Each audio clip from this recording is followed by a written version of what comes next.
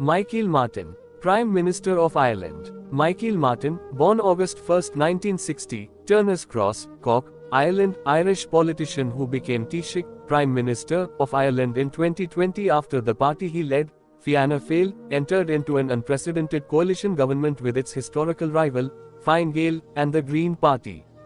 Under the agreement that led to the formation of the government some 4 months after the indecisive February 2020 general election, the premiership transferred to Fine Gael in December 2022.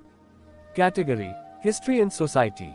Born August 1, 1960, Turner's Cross, Cork, Ireland, age 63. Title: Office: Prime Minister, 2022-022, Ireland. Political affiliation: Fianna Fáil. Early life: Martin grew up in a working-class family in the Turner's Cross area of Cork City. He had 2 brothers, including his twin, Padraig, and 2 sisters. His father, Paddy, was a bus driver who helped found the National Busmen's Union, but he was better known for his exploits as a skilled but unlucky international amateur boxer during the 1940s and 50s. Martin was educated at Calaist Creostry in Turner's Cross and Scoil Creostry in Portlaoise before matriculating at University College Cork (UCC). There he studied history and Irish, earning a bachelor's degree. He went on to be awarded a master's degree in political history and a higher diploma in education, HD, Ed. A stint as a secondary school teacher followed, but it was not long before he devoted himself to politics. At UCC, Martin had become involved in the Fianna Fáil political society. The woman who would become his wife in 1989, Mary O'Shea, also was politically active at UCC. Before their marriage she worked as a youth organizer at Fianna Fáil headquarters in Dublin. Later she lectured on public administration at UCC. Early political career and ministerial posts. Martin was elected as a Cork City Councillor in 1985 and re-elected in 1991. He first sought a seat in the Dáil, lower house of the Irish Parliament, in 1987 but came up short in the race to represent Cork South-Central. 2 years later, however, as the 4th leading vote-getter, he captured one of the constituency's 5 seats. He then won re-election in 1992 with the district's 2nd highest total and thereafter finished atop the field in 4 consecutive elections, 1997, 2002, 2007, and 2011, and second in 2 more, 2016 and 2020, to retain his seat. In the meantime, Martin became a member of Fianna Fáil's national executive in 1988, and locally he was the youngest individual to date to serve as Cork's Lord Mayor, 1992-93. Martin rose quickly from Fianna Fáil's backbenchers. In 1995, opposition leader Bertie Ahern appointed him to be the party's spokesman on education and Gaeltacht, Irish-speaking areas. When Ahern became Taoiseach after the 1997 elections, he made Martin, then aged 36, Minister of Education and Science, a portfolio that would remain his until 2000. Thereafter Martin held a number of prominent posts in Ahern's cabinet and that of his successor as Fianna Fáil leader and Taoiseach, Brian Cowan. As Ahern's Minister for Health, 2004, Martin oversaw the implementation in 2004 of one of the world's first national bans on smoking in the workplace. His next assignment was as Minister of Enterprise, Trade, and Employment, 2004-08. In November 2005 Martin brought a controversial end to the groceries order. Introduced in 1987, that law had banned the selling of goods for less than their invoice price, which had been intended to prevent large supermarket chains from forcing the closure of smaller competitors but had instead consolidated the market. Initially Martin supported Cowan's takeover of the leadership of Fianna Fáil. His reward was appointment as Cowan's Minister of Foreign Affairs. 2008-11. One of the crucial moments during his tenure in that office came in 2009, when Martin successfully negotiated the release of Sharon Cummins, an Irish aid worker in Sudan who had been kidnapped and held captive for more than 3 months. Cowan's government had been faced with Ireland's economic collapse during the global financial crisis that erupted in 2008. To rescue the country's insolvent banks and devastated economy, Cowan was forced to accept bailouts totaling more than $100 billion from the European Union and the International Monetary Fund.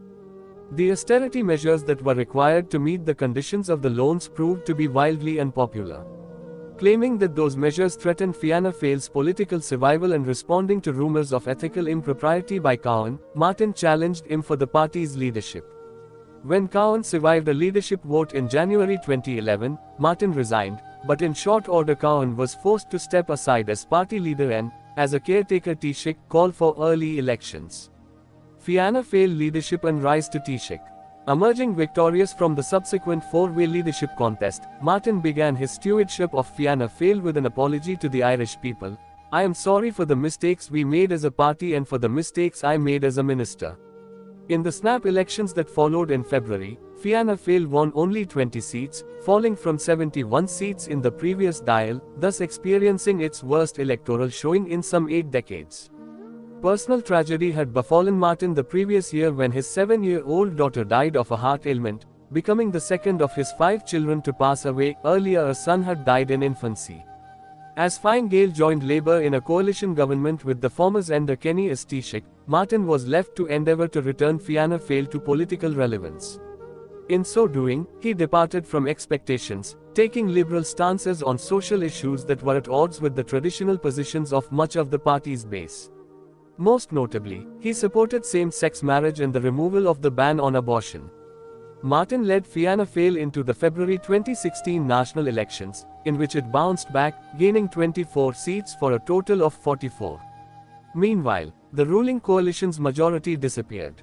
Fine Gael fell from 76 seats to 50, and Labour dropped from 37 to 7. Because no party held a majority and no clear path to coalition rule presented itself, the parliament remained hung for some 10 weeks.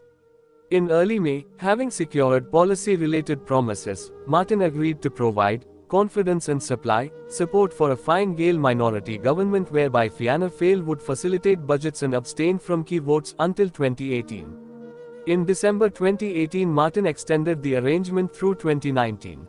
In the 2020 national elections, voters showed themselves to be unhappy not only with nearly 10 years of Fine Gael rule but also with roughly a century of alternating rule by Fine Gael and Fianna Fáil.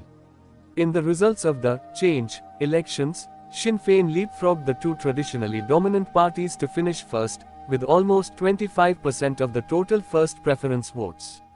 Fianna Fáil claimed some 22% and Fine Gael about 21%. However, none of the three parties came close to having the 80 seats necessary for a parliamentary majority.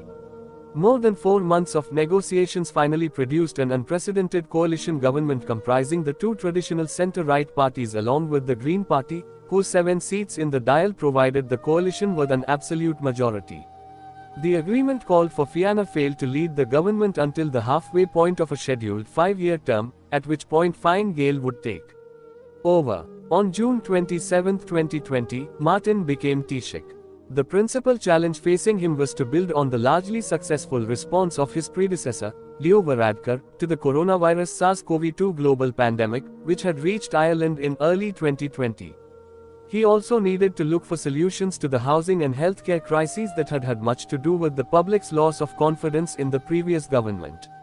In December 2022, under the power-sharing agreement, Martin and Varadkar switched jobs, as Martin became Taoiseach, Deputy Prime Minister, and Varadkar returned to the post of Taoiseach. Micheal Martin quotes, "If you look up atheism in the dictionary, you will probably find it defined as the belief that there is no God. Certainly many people understand atheism in this way. Yet many atheists do not, and this is not what the term means if one considers it from the point of view of its Greek roots. In Greek, means without or not, and theos means God. From this standpoint, an atheist would simply be someone without a belief in God, not necessarily someone who believes that God does not exist. According to its Greek roots, then, atheism is a negative view, characterized by the absence of belief in God. The aim of this book is not to make atheism a popular belief or even to overcome its invisibility. My object is not utopian. It is merely to provide good reasons for being an atheist. My object is to show that atheism is a rational position and that belief in God is not. I am quite aware that atheistic beliefs are not always based on reason. My claim is that they should be. It frees you to be authentically you, and live without fear." The final day of campaigning for the general election is underway. It has been a short campaign, but there have been many highs and lows for the candidates. Here are the best, worst and most memorable quotes from the last 25 days. Leo Varadkar's attack on his rival during RT's prime-time debate caused a few raised eyebrows when he said, putting Micheál Martin back in office would be like putting John Delaney back in charge of the FI, Football Association of Ireland, in 9 years' time. Eamon Ryan critiqued his own proposals to introduce Wolves into Ireland. It was a howler. Mr. Varadkar during RT's prime-time debate. All change isn't change for the better, look at Brexit and Trump for example. There was an infamous moment when Mr. Varadkar stumbled when questioned over drug use. During the first leaders' debate, he was put on the spot by host Pat Kenny over whether he had ever taken illegal drugs. After telling Mr. Kenny he had answered the question previously, he paused for an uncomfortably long time before replying, yes, but that was an awful long time ago. Mary Lou MacDonald asked Mr. Martin during one debate if he was going to mansplain corporation tax to her, after criticizing her rivals for their alleged similarities, spare us the pretense of a critical tension between Tweedledum and Tweedledee. Ms. MacDonald's quips on her rivals became more and more common due to their popularity on social media, and at one time during the campaign she labeled Mr. Varadkar, Mr. Martin and Brendan Howlin, the three horsemen of failed government. During the first seven-way leaders debate, Richard Boyd Barrett garnered the first applause of the evening when he took on vulture funds. He said, first of all, if you want to solve the housing crisis, what you don't do is do what Fianna Fáil and the Greens and then Fine Gael and Labour did, sell off 40 billion euros or more of public land through NAMA to property speculators and vulture funds. Fianna Fáil's Jack Chambers was criticised by viewer for his reaction during Claire Byrne Live's climate change debate. He said, you know full well that it is a broad department and I'd prefer if you asked questions on the issue we're discussing today, because we take it very seriously, and to start with that point is disingenuous to the seriousness of the issue of online pornography for children across this country. Ms. MacDonald told RTE Prime Time that Sinn Féin's Conor Murphy would be retracting his remarks about an Ira murder victim. The only criminals involved in this scenario are the people who so cruelly and viciously took his, Paul Quinn's, life. I have spoken to Conor Murphy, and he is aware that the comments he made after the murder of Paul Quinn have caused hurt and that hurt has endured, so he apologized for those remarks. He withdraws those remarks and he will speak to Breach Quinn, Paul's mother, and the family directly. Catherine Nolan's now infamous comments on her party leader Mr. Varadkar's social skills, for which she apologized.